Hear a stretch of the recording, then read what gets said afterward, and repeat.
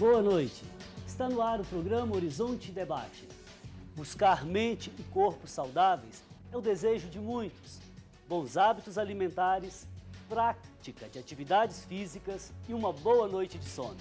Porém, como alcançar este bem-estar físico e mental? Isto é possível nos dias de hoje com tanta correria? No programa de hoje vamos conversar sobre mente sã, corpo são, o equilíbrio entre um e outro, saber controlar os excessos, entender os transtornos alimentares e os benefícios dos alimentos orgânicos. Então não saia daí, o Horizonte Debate está só começando.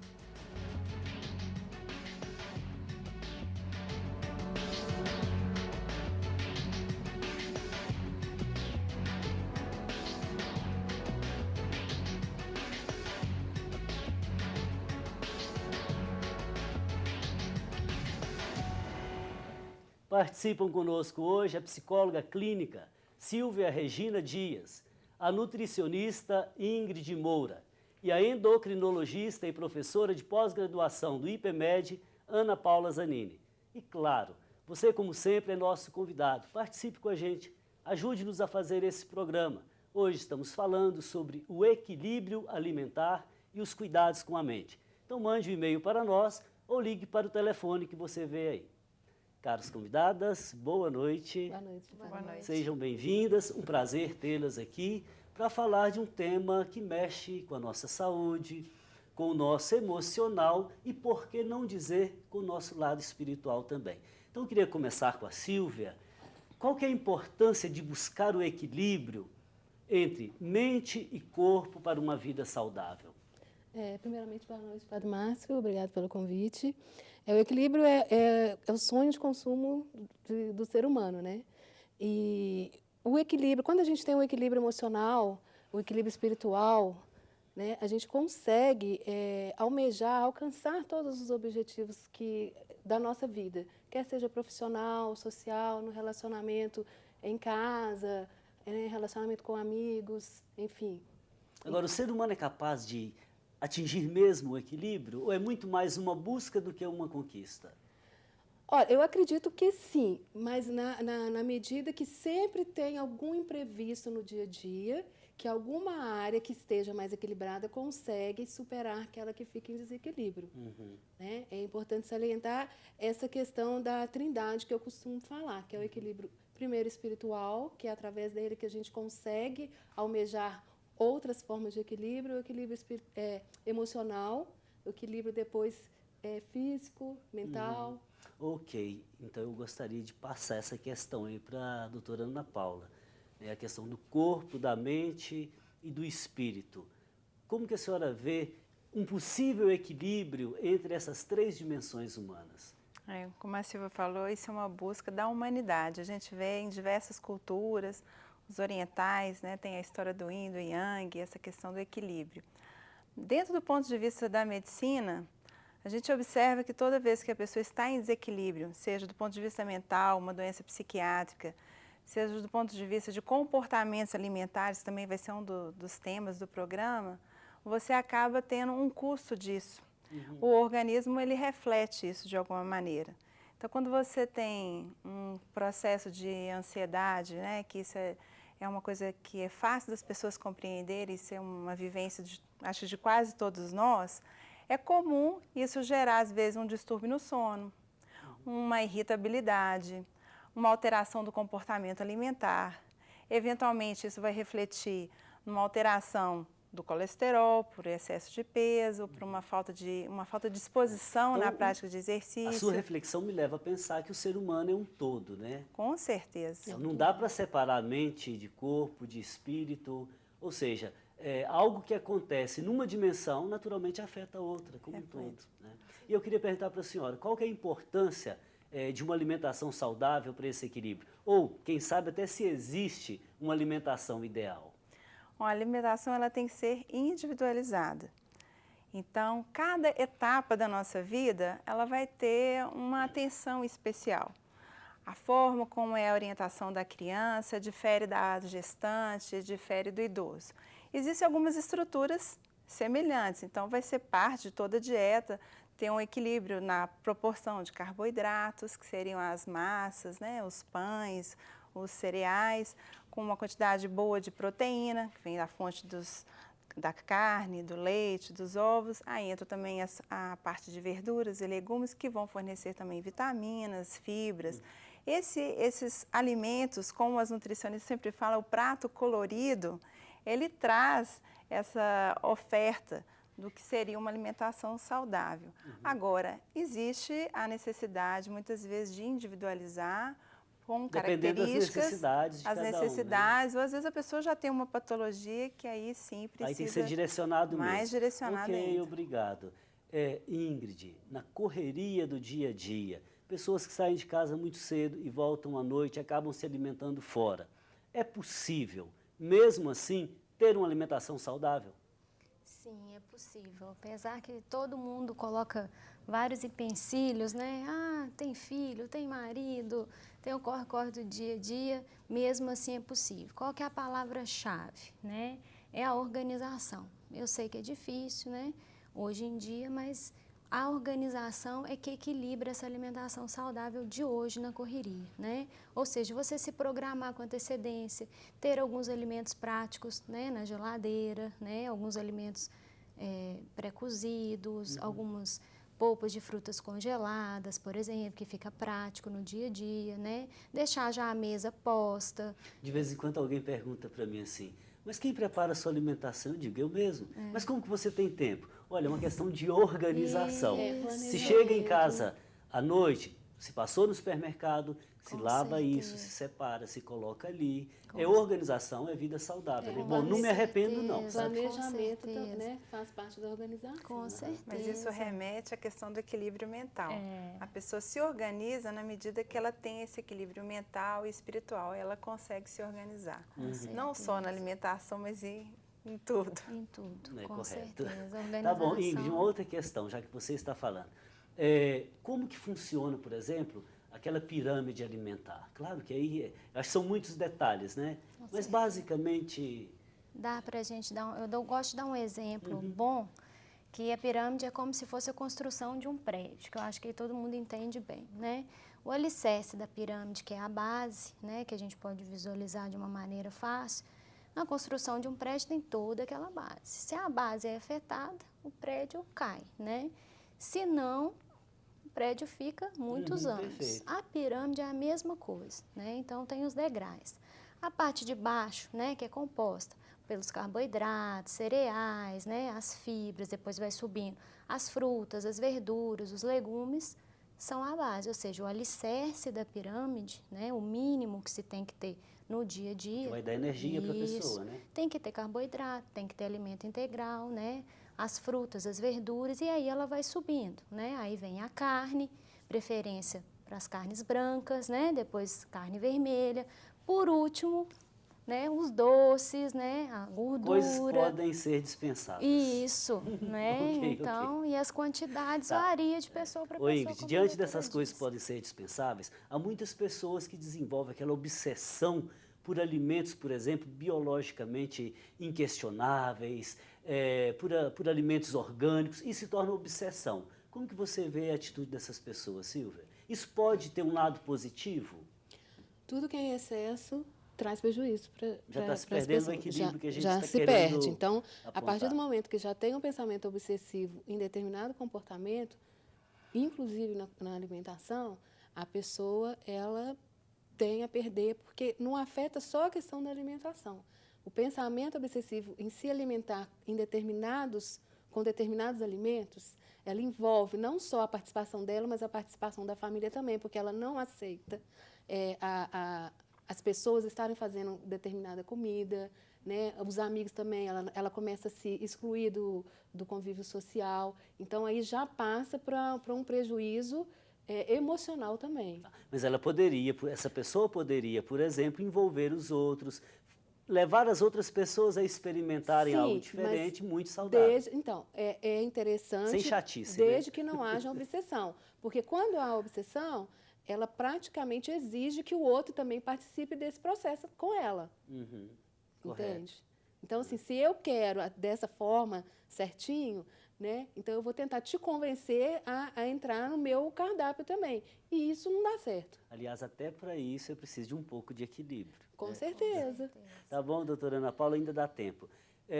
No Brasil, normalmente se come muito pouco peixe. Por exemplo, se diz que o salmão, robalo, badejo, tem muita substância, inclusive óleos muito saudáveis.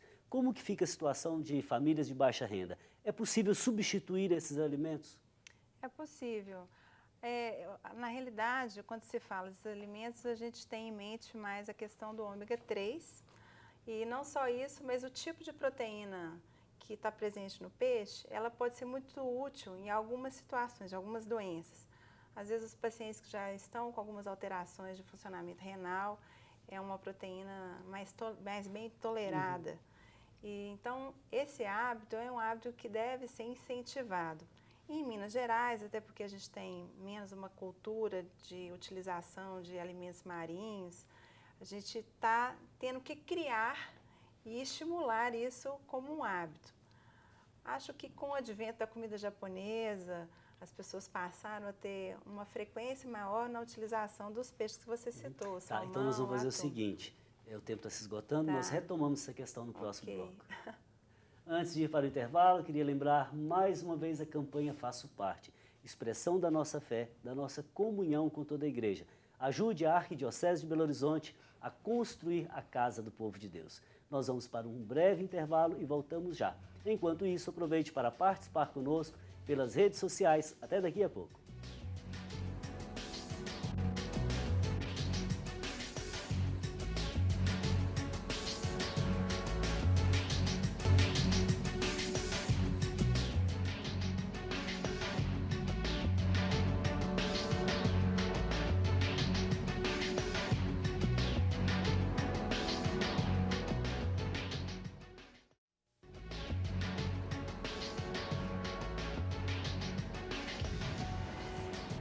Estamos de volta, hoje falando sobre hábitos alimentares. Então participe conosco, mande um e-mail para horizontedebate@tvhorizonte.com.br. Melhor ainda, ligue para nós, 3209-0115. Doutora Ana Paula, retomando a nossa questão, eu perguntava se peixes como salmão, robalo, abadejo, podem ser substituídos por outros alimentos. Dando continuidade à resposta, o que a gente pode ter na alimentação de custo mais acessível poderia ser a sardinha, que tem um preço mais acessível, que também tem um teor bom de ômega 3, mesmo enlatado. Teria também outra opção que seria a tilápia. São dois peixes que são fáceis da população, de maneira geral, ter acesso a eles. Uhum. Agora, que alimentos deveriam ser ingeridos com mais frequência e aqueles com mais parcimônia? Nós vamos cair quase no lugar comum, né? Todo mundo pede a redução de gordura, redução da ingestão dos carboidratos, que a gente fala que são de alto índice glicêmico, aqueles que se transformam com rapidez em açúcar no sangue. Esses a gente deveria usar com mais parcimônia. Agora acontece, desculpe interromper a senhora, acontece pessoas que reduzem tanto a taxa de carboidratos que ficam numa fraqueza tremenda. Vai subir uma escada de 4, 5 degraus, está quase desmaiando. Não é verdade? É frequente uma pessoa desmaiar na academia porque resolve da noite para o dia que vai emagrecer 10 quilos até o final do mês porque tem um casamento.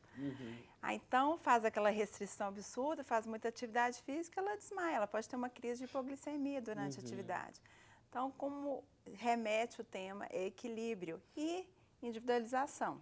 A alimentação ela tem que ser individualizada, cada pessoa tem uma necessidade, o que é adequado para a mãe não necessariamente é adequado para o adolescente e não é adequado para o idoso. Então, tem que ter um bom senso. Talvez uma dieta que funcione para uma pessoa, para outra não é tão saudável. As quantidades, eu acho que a estrutura alimentar é a mesma em quase todos os aspectos, mas as quantidades é que você tem uma oscilação. Tá bom, vou sair do lugar comum, espero.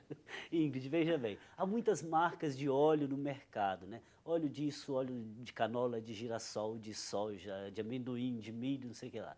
O que você diz disso? Qual que seria mais aconselhável? O que a gente tem que avaliar no óleo, né, é o ponto, a gente fala que é o ponto de aquecimento do óleo. Porque o óleo tem uma estrutura, né, e quando ele é aquecido, ele modifica essa estrutura, né, ele passa de insaturado para saturado. O óleo bom, né, que são os óleos vegetais, que a gente tem acesso hoje, o óleo de canola, né, o óleo de amendoim, né, o óleo de coco, que são óleos que têm a estrutura boa, frios, né? Quando aquecido, acima de 100 graus Celsius, eles mudam essa estrutura, então passa a ser um óleo ruim, que é o chamado colesterol, acaba aumentando o colesterol ruim. Isso acontece com o azeite extra virgem também? Não, o azeite, o que acontece? Depende da marca do azeite. Tem alguns azeites vendidos hoje, né, que a gente fala que é até 0,6%, né, de acidez do azeite. Quando ele é aquecido rapidamente, né, que a gente fala saltear um alimento, que não chega a atingir os 100 graus Celsius, essa estrutura não é modificada, então ele poderia ser utilizado.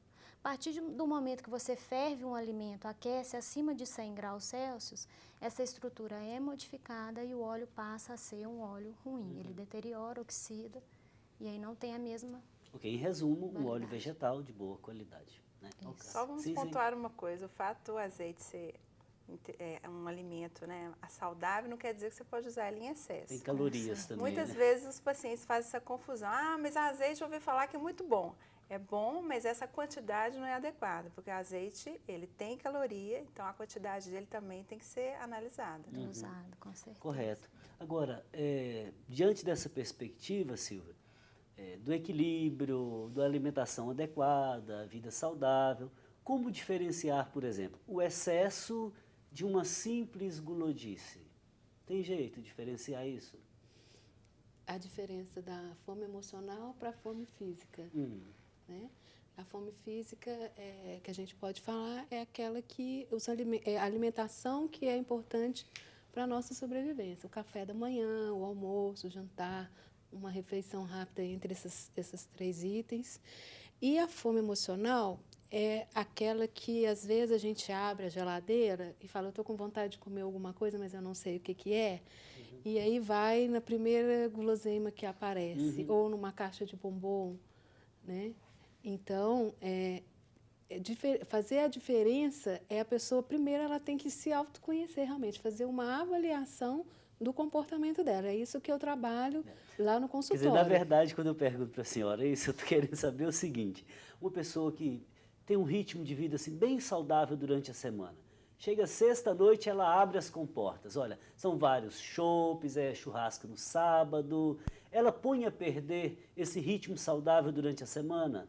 Ou põe a perder até a busca do equilíbrio? Até a busca, porque muitas vezes acontece no consultório assim, eu fiz certinho de segunda a sexta, mas sexta-feira eu chutei o balde, né? Sexta, sábado e domingo. E eu costumo falar, olha, reeducação alimentar não tem feriado, não tem férias, não tem dia santo, é uma vigília diária. Se você se propõe a essa mudança, tem que vigiar, tem que ter a organização, a disciplina, o comprometimento, né? Muitas vezes, tem um grande amigo meu, que é endocrinologista também, uma frase que ele falou comigo há muito tempo, ele falou assim, o importante não é o que você come entre o Natal e o Réveillon, e sim entre o Réveillon e o Natal.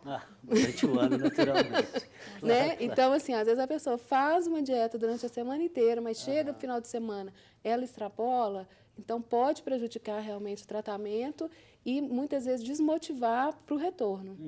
Ok, agora vamos falar de algumas doenças que podem ser desencadeadas por uma alimentação não muito saudável. Quais as principais, dependendo, claro, doutora Ana Paula, da alimentação?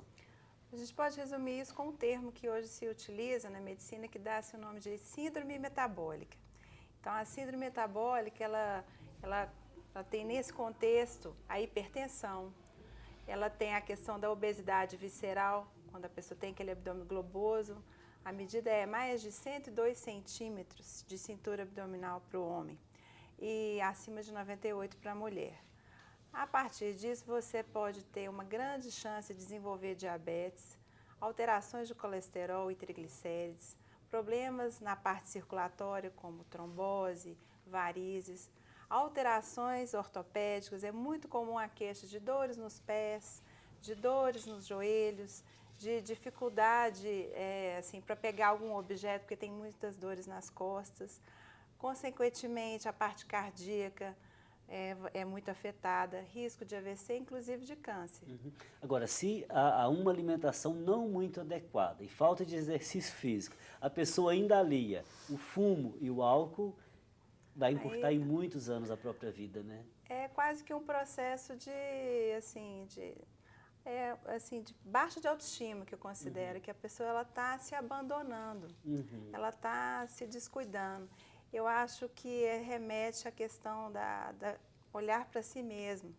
Aí nós precisamos sempre da ajuda de um profissional, de dois profissionais principais aqui. Então, a parte espiritual e a parte emocional. Isso que a senhora fala aí. Esse vazio, né, que não se preenche, não vai se preencher com comida, não vai se preencher com outras coisas, nem com a bebida, nem com o cigarro, nem com o consumo.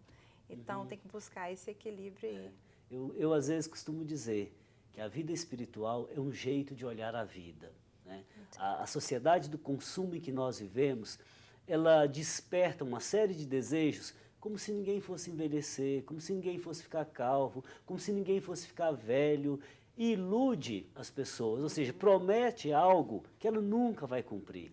Agora, quando nós desenvolvemos, como diz São Paulo, né, o homem espiritual que cresce dentro de nós, a gente olha a vida com serenidade, né, com contenção, vamos dizer, da minha fome, da minha sede, do meu desejo, assim por diante. Agora, eu digo que é uma busca permanente. Como dizia Santo Agostinho, buscar para encontrar e encontrar para procurar. Ingrid, perdão, você que é convidada aqui. O que são alimentos orgânicos?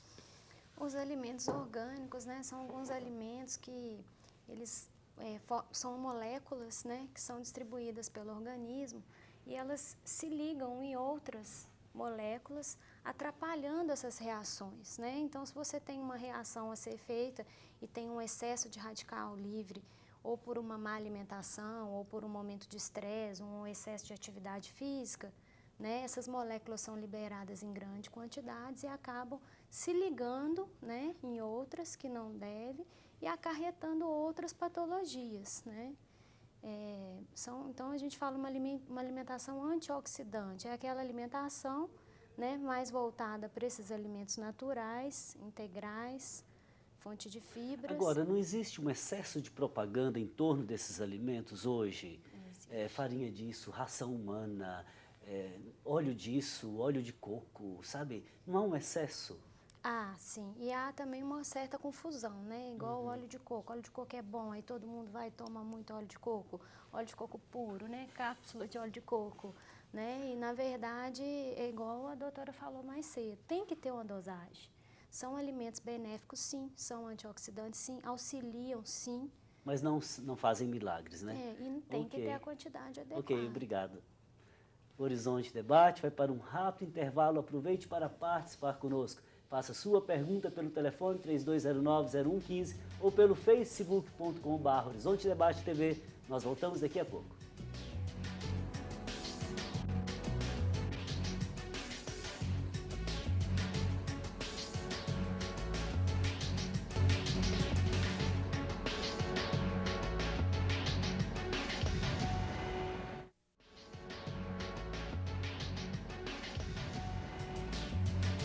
Mente sã, corpo são. Este é o tema do programa de hoje. Você se preocupa com a sua alimentação? Sabia que fatores emocionais influenciam no seu apetite? Então participe, faça sua pergunta ou comentário pelo e-mail horizontedebate@tvhorizonte.com.br ou pelo telefone 3209-0115. Participam conosco hoje a psicóloga clínica Silvia Regina Dias, a nutricionista Ingrid Moura e a endocrinologista e professora de pós-graduação do IPMED, Ana Paula Zanini. Então, retomando o nosso debate, eu queria perguntar a Silvia, assim, dentro da sua experiência profissional, queria que você desse para a gente alguns exemplos de equilíbrio entre corpo e mente e também alguns exemplos de determinado desequilíbrio. Claro que, quando nós falamos isso, nós analisamos situações até ideais, hipotéticas e jamais situação de uma determinada pessoa. Claro, né? Então, assim, o equilíbrio saudável, né, que a gente costuma falar, é aquela pessoa que consegue, dentro das vários empecilhos que tem no dia a dia da nossa vida, ela consegue solucionar, né? Por exemplo, algum problema no trânsito que ocorre quando ela está indo trabalhar, então ela consegue sair daquele problema de uma maneira mais assertiva, né? É o patrão que cobra muito e aí automaticamente enerva um pouco a pessoa, então ela consegue também assertivamente conversar com o patrão de uma forma adequada, né? Até mesmo dentro de casa, né? A comunicação entre os membros da família. Então, isso a gente considera que é uma pessoa que está equilibrada emocionalmente, né? Que dentro, resumindo, dentro do dia a dia, ela consegue equilibrar, sem se exaltar, né? Correto. Agora, já as pessoas que estão no desequilíbrio, qualquer coisinha pode ser motivo para uma exaltação, né? Uma raiva exagerada, até uma agressão. Agora, há determinadas, eu falo com a Ana Paula, só um minutinho, há determinadas doenças que despertam, por exemplo, a irritabilidade, não é verdade? A gente tem... Predispõe a pessoa a isso. Qualquer pessoa que está sentindo dor crônica, ela já está irritada. Então, a gente tem várias situações, por exemplo, pacientes às vezes diabéticos, que têm neuropatia, que é um quadro que afeta a parte de terminações nervosas, pessoas que têm dor crônica, pessoas que estão, mulheres, num período pré-menstrual, elas já têm uma alteração comportamental bem conhecida. As situações de perdas que geram, né, uma dificuldade de você lidar com aquilo, perdas de todos os sentidos, né? Perdas afetivas, perdas materiais, frustrações.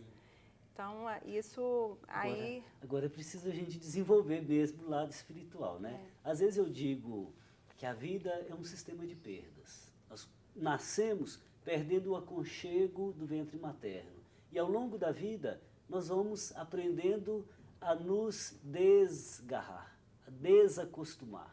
Ou como diria Guimarães Rosa, a desmisturar. Ou seja, é um processo, acho que, de elevação espiritual. Claro, quando eu digo isso, não significa que, enquanto esse pobre ser mortal aqui fala, já tenha incorporado, não. Há alguns momentos que a gente consegue, vamos dizer assim, essa abertura, essa comunhão de uma forma linda. E há outros momentos que a gente se vê dependente, agarrado, egoísta, não é verdade? Apegado. Tá? A senhora estava falando, perdão, daquele equilíbrio e desequilíbrio, né, entre corpo e mente. Eu pedi que a senhora desse alguns exemplos, depois eu a interrompi. Quer retomar? Então, além dessa irritabilidade, um exemplo de desequilíbrio também é a tristeza, né? Absoluta, quando a pessoa passa por uma desilusão, uma frustração, uma perda, né? Exemplificando o que você falou, o dia a dia, a nossa vida é de perdas, porque a nossa vida é feita de escolhas. E escolha significa você abrir mão de alguma coisa, né? Então, um exemplo de tristeza absoluta por a pessoa não saber lidar com essa perda, perder algo, abrir mão de algo, né? Então, ela passa a viver em desequilíbrio também, que pode estar em busca para tentar de uma forma não tão assertiva, usar a alimentação inadequada ou outras substâncias que podem afetar a qualidade de vida. Tá, vamos ouvir a Ingrid um pouquinho mais. Ingrid, por que os alimentos orgânicos são tão caros? Bom, hoje em dia, né, os alimentos, a produção dos alimentos, que hoje é distribuída no mercado, ela é menor, né, do que a procura, né, porque justamente por isso. Muitas pessoas ainda têm dúvidas em relação a essa questão orgânica. Agora, há pessoas que, além disso aí, elas dizem, né, que o alimento orgânico dura pouco tempo na geladeira. Tem isso? Sim, porque como ele não tem nenhum produto químico, né, não tem nitrato, compostos, né, que conservam mais tempo, não tem a própria química do agrotóxico, né, ele se deteriora. Famílias grandes não vão comprar, né? Tem o outro lado. Quando ingerimos alimentos que são conservados com agrotóxicos ou outros produtos químicos, quais são os riscos para uma pessoa? Bom, são vários aditivos químicos, né, são utilizados, inclusive a carne, por exemplo, tem hormônio, né? As verduras, os legumes têm vários nitritos, nitratos, próprio químico mesmo, né? Toxinas, para justamente produzir em maior quantidade, né? Fazer aquele alimento não se deteriorar durante a produção. Então, para evitar, por exemplo, formiga, insetos, né? São utilizados esses produtos para evitar esse tipo de coisa, né? Agora, há uma forma de, em casa, retirar esses resíduos de agrotóxicos? Bom, tem alguns cuidados que a gente tem, normalmente é tirar a casca do alimento, né? Para evitar, mas entra no alimento, não adianta falar que não, que, né? Ferver o alimento, então, né? Se é um alimento, por exemplo, como pimentão, como tomate, né? Que são alimentos, morango, né? Que tem muito agrotóxico. Se você tira, né? Tira a parte de fora, provavelmente a parte de dentro também foi afetada, correto. né? Então, Então, por mais que limpe, você vai perder grande propriedade nutricional do alimento e não vai retirar as toxinas do agrotóxico. É que a vida humana não tem situação ideal, né? Eu tenho uma amiga que fala assim, a vida humana é uma peleja, é uma luta constante, ou como dizia Castro Alves, né? Viver é lutar. Então vamos lutar, Silvia. Que desafios psicológicos tem uma pessoa que deseja fazer uma reeducação alimentar? O grande desafio é aceitar que precisa fazer uma mudança. É o primeiro passo. Sim. Da Né? Então, aceitação. assim, o fato de procurar ajuda, né? A primeira pergunta é, você veio aqui por causa de quem? Né? Quem pediu para você vir? Então, se a resposta for, não, eu vim porque eu quis, então, assim, eu já respiro aliviada e falo, então tá, nós estamos no caminho certo. Porque se você veio porque a mãe mandou, o pai mandou, o marido mandou, né? Enfim, pelo terceiro, possivelmente o resultado que ela idealiza não vai aparecer. Né? Então, o primeiro desafio é esse, é a aceitação. E os próximos desafios a gente trabalhar com planejamento, porque eu trabalho muito com planejamento diário.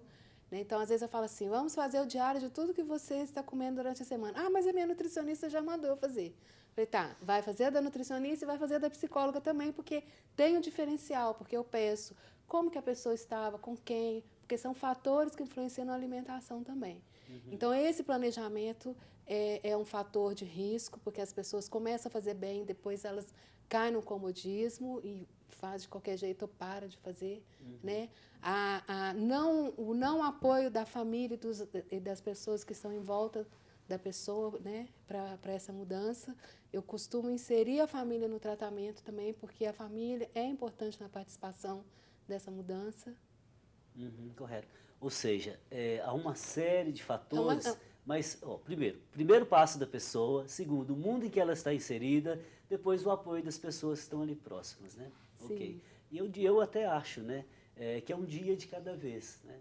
Faço hoje, amanhã recomeço, depois eu sim, recomeço. é o recomeço diário, e é uma frase que eu uso no meu consultório, só por hoje. O que eu vou mudar na minha vida hoje? Né? Então, Santa Teresinha do Menino Jesus, para o dia de hoje. Só para o dia de hoje. Então, eu falo assim, acorde escolhendo como que você vai querer o seu dia hoje. Amanhã, você vai fazer outra escolha. Perfeito, mas tem que planejar, né? Sim. Ok, doutora Ana Paula, nós falamos de alimentos com agrotóxicos e etc. Agora, há alimentos também que desintoxicam o organismo. Que alimentos são esses? Quais os principais que a pessoa deveria ingerir durante, por exemplo, a semana? Olha, eu não gosto muito desse termo de Tá. intoxicação, desintoxicação. Esse é um termo muito comercial. Tá. Na realidade, não tem nada que intoxique. O que cai é assim, aquilo que não é saudável, aquilo que não é adequado.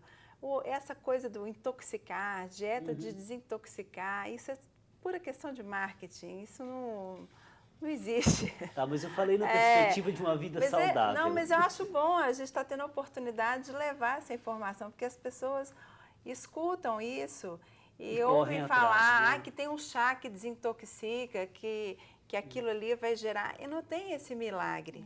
A gente até gostaria de ter, Com certeza. que tivesse esse processo facilitador, mas não existe. Então, o que tem são exatamente as coisas de equilíbrio, né? É a organização, é o planejamento, é dividir as refeições com intervalos regulares, é fazer uma prática de atividade física e uma coisa importantíssima, que é a qualidade do sono. Isso... Então nós vamos retomar a qualidade do sono na perspectiva de uma vida saudável no próximo bloco.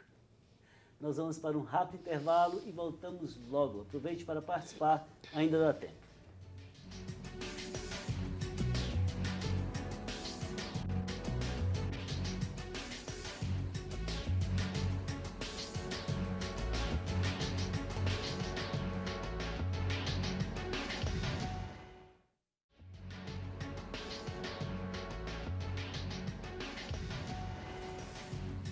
Voltamos com o Horizonte Debate, hoje conversando sobre o que caracteriza uma alimentação saudável.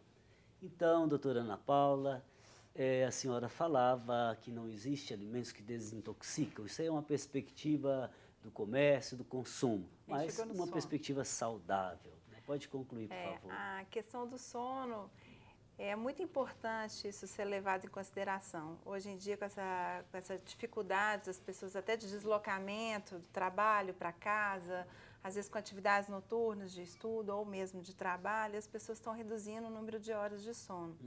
Isso repercute na elevação de alguns hormônios, entre eles o principal é o cortisol, que gera modificações tanto no comportamento alimentar quanto na questão de formação de tecido adiposo. Então, é necessário ter uma atenção no número de horas e, eventualmente, se necessário, até procurar tratamento para corrigir isso. Outras vezes, algumas pessoas têm dificuldade de qualidade de sono, elas dormem o número adequado, mas não têm qualidade. Uma das causas mais comuns disso é a apneia do sono, que é muito comum no paciente com obesidade. Ele para de respirar durante o sono e isso também traz uma série de alterações endócrino-metabólicas que contribuem para o mal-estar generalizado. E o que dizer da pessoa que dorme, por exemplo, com a televisão ligada? Olha, isso deve acarretar, às vezes, numa má qualidade de sono. Pode acarretar. Tem algumas pessoas que isso, pelo contrário, às vezes é uma forma de induzir ao relaxamento. A princípio, toda a situação de iluminação, de estímulo cerebral não é recomendado para ajudar no sono daquelas pessoas que têm dificuldade. Para as pessoas que não têm dificuldade para dormir, isso pode ser até uma forma de relaxar. O sono restaura, né? Sim. Bom, temos aqui a participação de várias pessoas. O Albert Drummond, ele diz, entramos nos pecados de novo. Hoje em dia, a gula é estimulada pelo capitalismo. Como manter o corpo saudável numa sociedade que nos estimula aos prazeres do paladar incessantemente, Silvia? Um desafio, né? Mas a partir do momento que você tem uma força interior ligada à espiritualidade, você pode decidir fazer escolhas da sua vida, porque o que a mídia mostra pode ser interessante, pode ser saudável, mas ela não mostra a verdade absoluta. O que acontece por trás disso, né? Por trás de tanta propaganda. Né? Então, assim, tem muita expectativa através dessas propagandas, né? Desse corpo musculoso, né? Desse formato que é imposto. Né? E o que custa para chegar nesse corpo? Aliás, hoje eu acho que há uma ditadura do corpo sobre a mente. Ou seja, há um padrão que está aí. A cultura da imagem, um padrão, né? E o prejuízo ele é muito alto. Porque às vezes a pessoa está com um corpo padronizado dentro do que a sociedade quer, mas você vai olhar a parte emocional e a parte mental da pessoa, ela está em prejuízo, né? Está em prejuízo. Ok. Albert, obrigado pela participação, um grande abraço. A Ellen Adalice diz o seguinte, uma alimentação balanceada e atividade física regular permite um corpo saudável. Porém, corpo saudável não é corpo cheio de músculos. E para estar bem mentalmente e espiritualmente, nada melhor que buscar a Deus, a transcendência no dia a dia. Comentário, por favor, Ingrid. Com certeza, né? Hoje em dia, como nós já falamos aqui, né? Tem que estar tudo ligado, a parte espiritual, a alimentação, né? O emocional, a atividade física, né? Não adianta, igual você falou aqui anteriormente, também tem a questão da mídia, né? Da cultura ao corpo ideal também, né? Que foge um pouco dessa parte espiritual, da saúde, né? Do equilíbrio do corpo e da mente, né? Um bom sono, uma boa noite de sono, né? Então está totalmente ligado.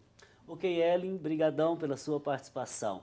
Queremos aqui agradecer a participação no Facebook, mandar um abraço fraterno para o França Nunes, Bárbara Paiva e o querido padre João Ribeiro.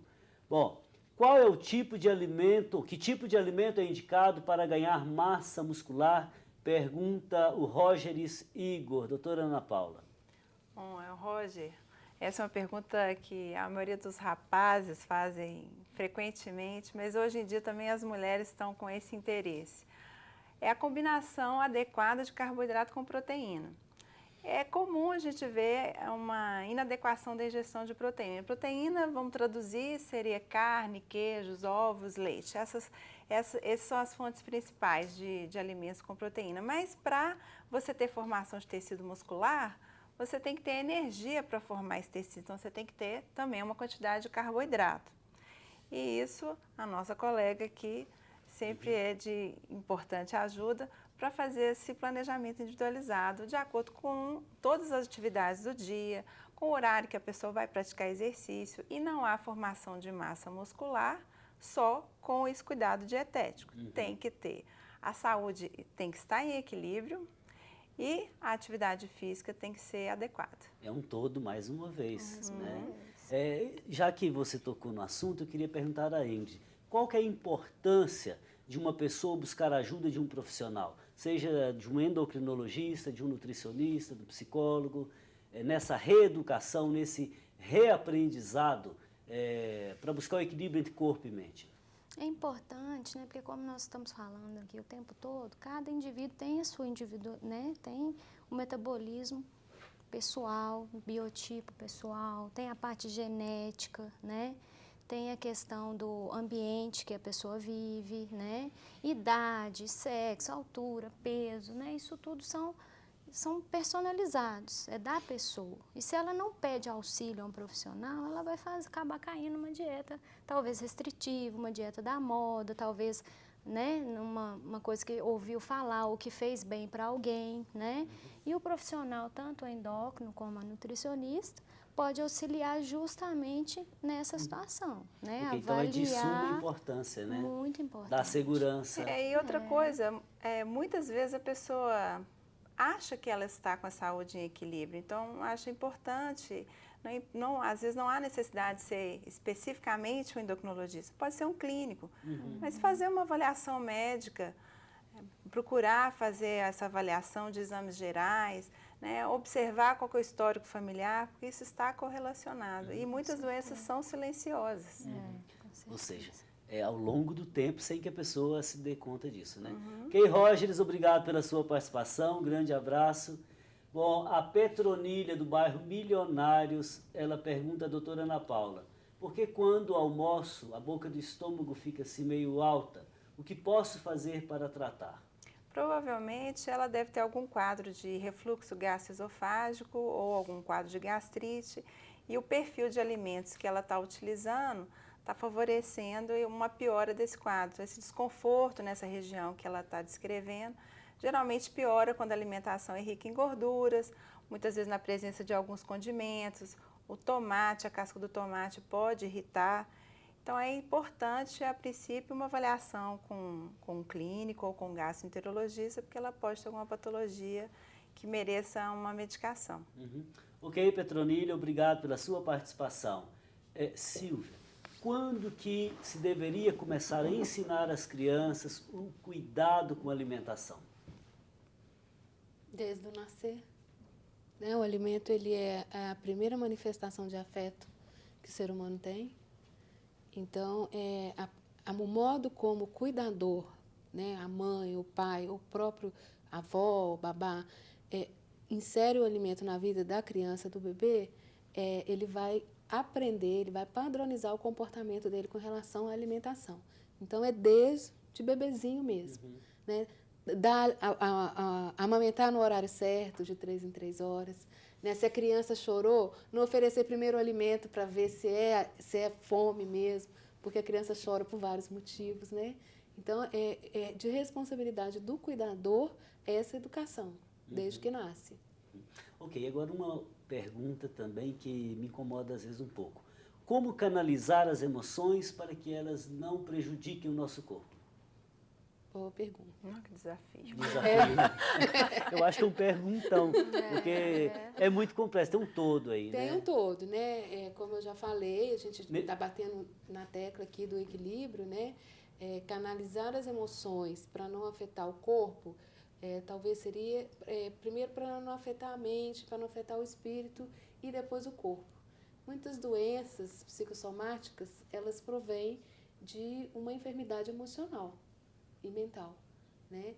Então, assim, é a pessoa analisar a situação do dia a dia, ver quais as possibilidades que ela pode ter ações, né, diante daquela situação, porque uma situação ela não muda, o que muda é a maneira que a gente interpreta a situação, a maneira com que a gente se comporta diante da situação.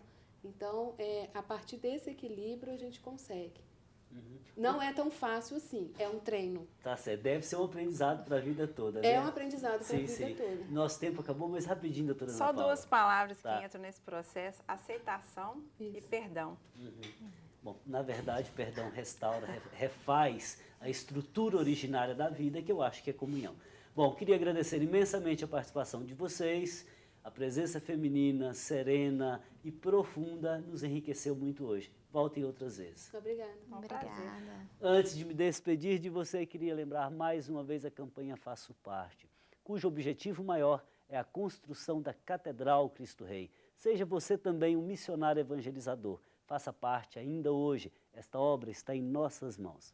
O Horizonte Debate chegou ao fim, mas você pode acompanhar informações sobre o programa pelo site da TV Horizonte. O endereço é tvhorizonte.com.br/Horizonte Debate. Outro jeito de nos acompanhar é pelas redes sociais. Obrigado pela sua companhia e na próxima semana eu te espero em mais um Horizonte Debate aqui na TV Horizonte, uma emissora da Catedral, Rede de Comunicação Católica. Conto com você, fraterno abraço.